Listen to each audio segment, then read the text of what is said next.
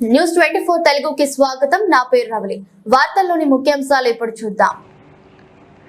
మేడికొండూరు మండలం సిరిపురం గ్రామంలో కడియాల శిరీష శివప్రసాద్ ఆధ్వర్యంలో హైదరాబాద్ స్ఫూర్తి ఫౌండేషన్ చైర్మన్ ఉయ్యూరి శ్రీవాల్ పలు సేవా కార్యక్రమాల్లో పాల్గొన్నారు.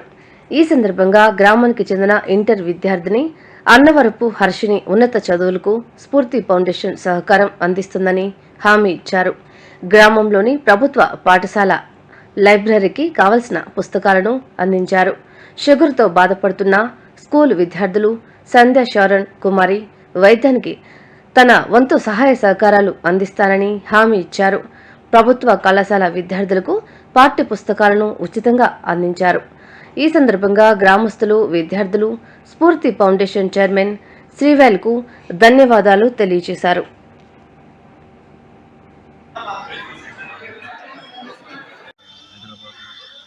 తెలంగాణ ఆంధ్ర రైతులు వివిధ ప్రాంతాల్లో పనిచేస్తున్నాము.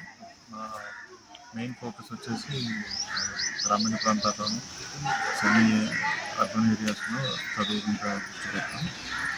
దాంట్లో భాగంగా కొన్ని ఇంటీరియర్ ఏరియాస్లో గ్రామీణ ప్రాంతాల్లో చాలా ఎన్జిఓస్ దృష్టి సారించని ఏరియాస్లో మేము ఫోకస్ చేస్తున్నాము.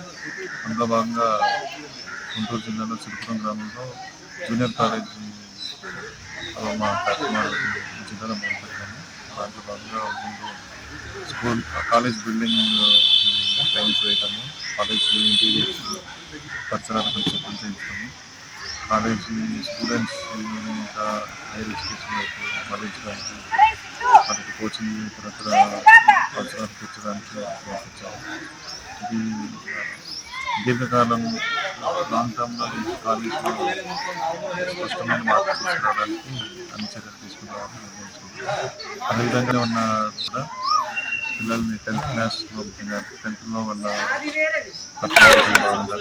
తర్వాత వాళ్ళు పై చదువులు పిల్లలకి వాళ్ళు సిద్ధం చేయడానికి వాటితో ఈరోజు వర్క్ చేస్తున్నాం.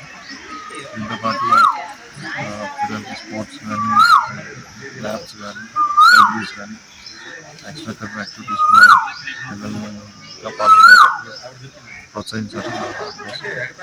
సో రాబోయే రోజుల్లో సిరిపురం గ్రామంలో అట్లీస్ట్ విద్యా విషయాల్లో క్వాలిటీ చాలా మెరుగ్గా ఉండాలని, పిల్లలు ఈ గ్రామం నుంచి మంచి కాలేజెస్